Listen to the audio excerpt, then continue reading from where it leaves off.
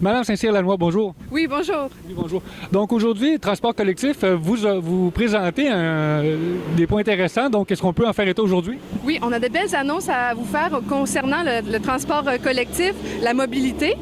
Donc, on parle beaucoup de mobilité active, la marche, le vélo. Et puis, maintenant, on veut vous parler aussi de la mobilité avec le transport en commun. Donc, il y a des investissements majeurs qui ont été faits à Québec, à Montréal. Et maintenant, nous, on veut parler des investissements qui vont être faits en région parce que c'est important. C'est un des facteurs qui permettent d'attirer de la main-d'œuvre, de rendre ça plus accessible aux employeurs, d'avoir une main-d'œuvre plus qualifiée qui s'installe dans les régions. Et donc, nous, on veut attaquer sur deux fronts, donc réduire les coûts de transport, on les réduirait de moitié, et investir dans les infrastructures pour avoir plus de fréquences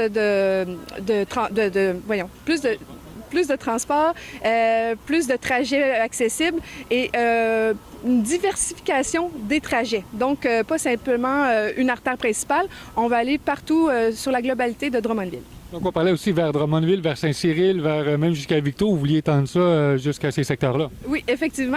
Comme M. Dinard l'avait mentionné, on veut créer l'agence de transport interurbain et donc qui permettrait de justement relier ces villes-là entre elles et de faire en sorte que les villes ne soient plus isolées comme elles le sont actuellement.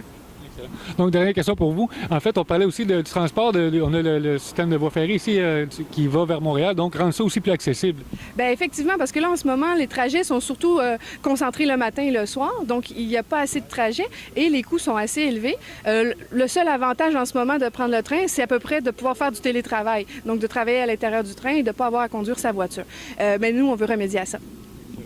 Monsieur Girard, donc, vous disiez tantôt au point de presse que vous sembliez croire, en fait, que la CAQ avait, disons, des préférences de comté, donc Montréal, Québec, c'était souvent essentiellement vers ça qu'on se tournait.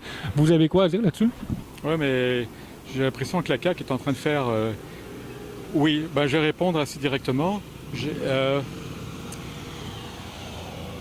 La CAQ est en train de coloniser les régions, pour ainsi dire. Ils veulent séparer la Mauricie, c'est ça qu'ils veulent faire? Séparer la Mauricie de la région du centre? Qu'est-ce qui va arriver là? C'est une façon de coloniser les régions ou quoi? Donc, vous, ce que vous voyez ou ce que vous proposez à Québec solidaire, vous avez... Une indépendance régionale, une indépendance régionale, une autonomie régionale, un gouvernement régional, je ne sais pas comment le dire autrement, là. L'autonomie. L'autonomie des gens qui habitent cette région et qui savent très bien comment cette région peut fonctionner. Sur la mobilité, oui, ben la mobilité, je peux en parler parce que je voyage, je fais 1200 km par semaine, croyez-moi, entre Chesterville et Drummond.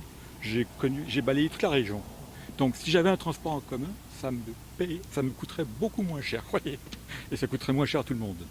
En même temps, je présume que vous favorisez également le transport collectif, là, les voitures. Oui, absolument, oui.